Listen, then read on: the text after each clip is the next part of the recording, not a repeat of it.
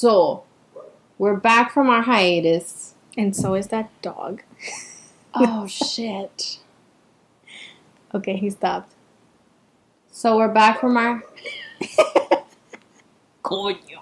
So, we're back from hiatus. We welcome you once again to what I feel like is season 2 of the Feminist Tea Party. It is. So, it is September, and we're hitting our 6-month anniversary. So, it is kind of like our second season. Yeah. You know, we had a great summer series, and we can't wait to do, like, more stuff during the fall. That's, I guess, like, your favorite time of the year. Oh, I'm very excited. Yes. For what's coming up. But for now, we're drinking Sangria from the Republic of Tea. Hibiscus Sangria. It's got a little tartness to it. It's good. And it doesn't have any sugar. Mine doesn't have any sugar, and it still tastes good. I put 2 tablespoons of sugar. What? So, news. I think it's fair, since there's so much politics going on, that we start with Hillary Clinton, who we might have an actual, like, full special on her, because she's, like, one of the first women. Well, we're gonna get to that. Yeah, well, we'll get there. You caught yourself. So Hillary Clinton had, I guess, a profile done by HONY. I liked her story. I think that was a different side of Hillary than we usually see. And she kind of explained why it is a different side. I know, and I guess we'll get more in depth into it in the Hillary special, but you are not a fan that she is pretty cold. I think, and robotic. Yes, I have here that when she first ran in 2008 with Obama, against Obama, she was she was heavily criticized for being, like, emotional. Like, there was, like, a picture of her, like, with tears or whatnot.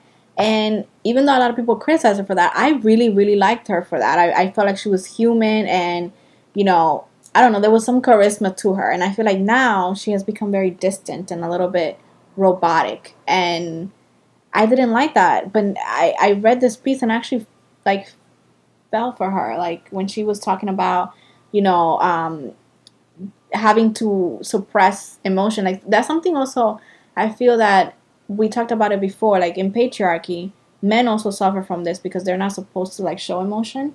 So it's also kind of weird that she said, like, well, I'm a woman, and I was kind of also like trying to suppress my emotions all the time, because I mean, to fit into this, like, this man world, this man's world. And the other thing that I really liked that she was saying, well, you know, that both of the people that, you know, the man that she married, who was a president, and also the president that she served, both were, like, these very charismatic, gregarious kind of leaders, and because she's not like that, she's, like, looked at like bad or closed off.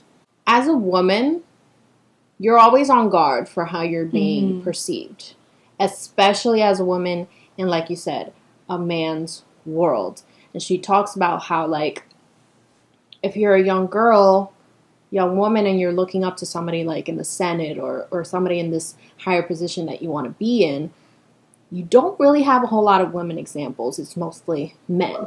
But as a woman, you can't act like them, because you're seen as too much this, too much that. Like, you can't. She mentions how she likes to wave her hands and, you know, be, like, animated and talk. And she was told that she can't do that. The guy that was speaking before her can do that. He can take up as much space as he wants. But as a woman, you kind of have to, in order for people to feel comfortable, you kind of have to fit into this mold. And once you get out of that mold, it makes people uncomfortable. It's weird. Someone mentioned, watching the address last night, I found myself taken back by her tone. About 10 minutes in, I realized I was conditioned to feel that way. If a man had the same tone, I would have thought nothing of it. We need to do better. Women do not have to smile and speak softly. And I think that's the thing. And that's this. Also, have you not seen, like, this whole thing about, like, resting bitch face? Like, there's women, that have it, that have that, and it's seen as, like, why like, what's wrong with you? Are you okay? You know, and it's why just you like, mad for? yeah, why are you Like, mad? my Oh, face. smile. I always get that too, like catcalling as well. Like, smile. Why are you not smiling? I mean, I'll give you something to smile about. I've been told oh that. yeah. I feel like this could be very beneficial for her and for a lot of people that probably didn't understand like where she was coming from. On to the next story, which is a bit of a he for she. David Oyelowo. I like that last name. I believe I'm saying that right. He is a British actor. Yes. Parents are from Nigeria, so he's a black man. And he came mostly to fame, I think, with Selma, recently directed by Ava DuVernay. And he's in another two films, actually, at the Toronto International Film Festival. One of them is A United Kingdom, and that's directed by Ama Asante. You've got David Oyelowo, he's working with Ava DuVernay, he's working with Ama Asante, and he was talking at the Toronto International Film Festival how it's kind of shit that generally the population is 50% men, 50% women, and yet it's less than 10% of women behind the scenes. I want to say this quote from him. He said, "I very keenly wanted a woman to direct this film. I just feel like if God, in his divine plan, made it that pretty much the population is 50-50 of men and women, why would below 10% of women be behind the scenes when we have this cultural medium that is so influential, so impacting, so educational, so inspiring? Why the female voice is actively, intentionally being dumbed down and marginalized? It's an excuse." He said it's inexcusable. And my thing is, yes, like media and film and all these arts are meant to be very self-expressive. But what I don't think people quite understand is that media is like what controls us. Even if you don't 100% agree, whoever controls the media is our way of communication. Whoever controls it controls the hegemony and like everything that happens in society. A woman behind the scenes, she's gonna not portray women a certain, you know what I mean? She's gonna do it through like a different gaze or tell a different story that's not quite the story that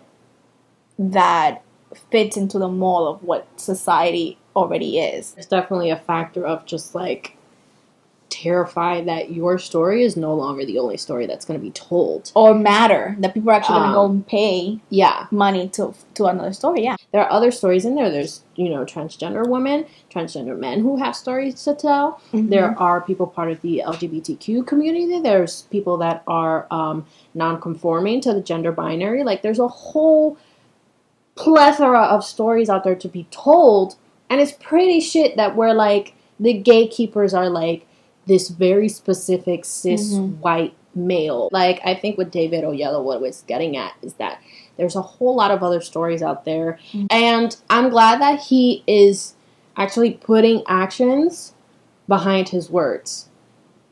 He's not just saying, I would like to see more women behind, the screens or whatever. He's picking and choosing projects that have women, 2, seeking out the women to do this project because A United Kingdom is out and he's been with that project for several years right now. And he seeked Ama Asante to direct. Like, he's a producer on the film.